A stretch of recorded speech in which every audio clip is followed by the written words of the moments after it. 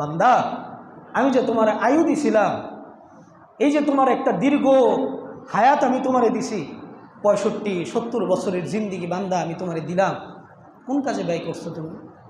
কোন কাজে তুমি লাগাইছো? সদুত্তর আছে আমার আপনার কাছে? সদুত্তর আছে ভাই আমার আপনার কাছে?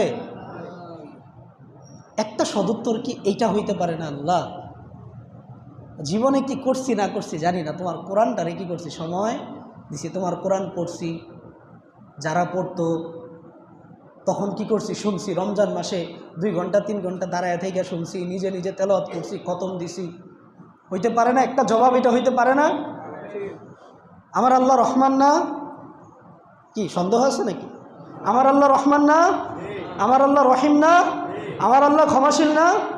আমার আল্লাহ কি চাইলে এটা বলতে পারে না সেই দিন যে বান্দা, তোমার মোহাব্বত যেই কোরআনের সাথে, তোমার শোক যোগ মোহাব্বত যেই কোরআনের সাথে, যেহেতু এই কোরআনের সাথে তোমার মোহাব্বত, যাও আজকে তুমি এই কোরআনের সাথে জান্নাতে চলে যাও। সুবহানাল্লাহ।